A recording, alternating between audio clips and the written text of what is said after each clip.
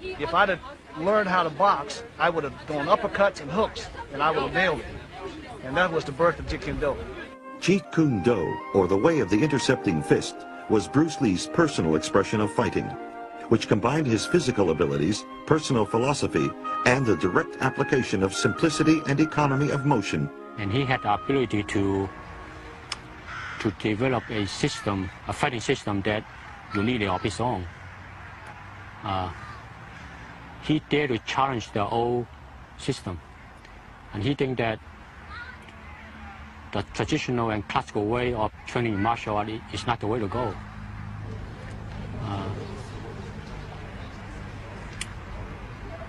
By so doing, he more or less modernized today's martial art by using modern scientific approach and through constant research, and to develop a system, a fighting system that he called Jeet Kune Do. The name Jeet Kune Do was taken from the Jeet Kune form that Bruce learned from a Boy Scout master at the Chinese Baptist Church. Bruce conveniently added the word Do, which is a Japanese word, and coined that as a term for his approach to martial arts. Instead of making believe you're hitting an opponent with a punch or a strike or a kick, he would hold targets up there, like professional boxers do in Western boxing, and make you fire the kicks and the punches against those targets. So he got us more into target practice as opposed to make-believing. He would divorce himself from practicing the prearranged katas and say, let's spend more time sparring. Let's do the actual engagement of contact.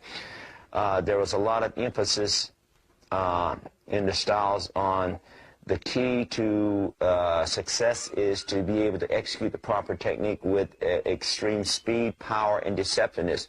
Bruce would take it a step further. It's not only your ability to execute the technique, but also what do you do when you receive the technique. He believed a lot in toughening the body, conditioning the body, being able to endure the punishment of someone attacking you.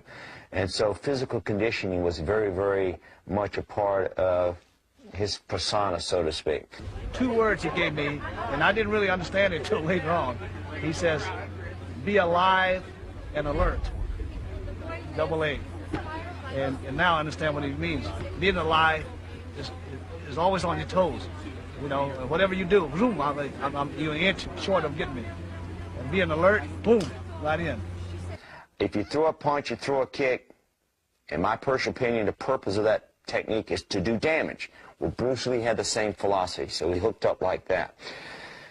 So let's see, I met Bruce in '67. We started working together later that year, '67, '68, and then somewhere in '69, when I started working with Bruce, I won like 11 consecutive grand championship titles without losing. I became invincible all of a sudden. Well, Bruce hit me just as my career was peaking anyway, so we kind of complemented each other would be the correct word.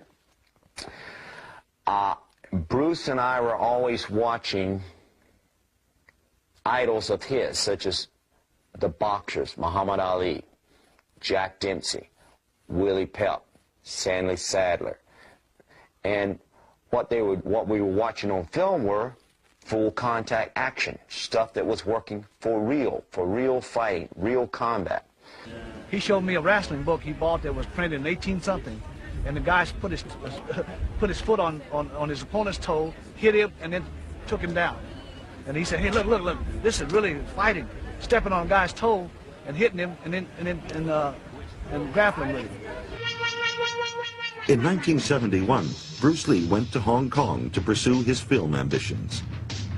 Finding instant stardom there, he focused his attention on the art of filmmaking, although he seemed to apply the personal concepts that made him such an exceptional martial artist to his movie career, and with good result.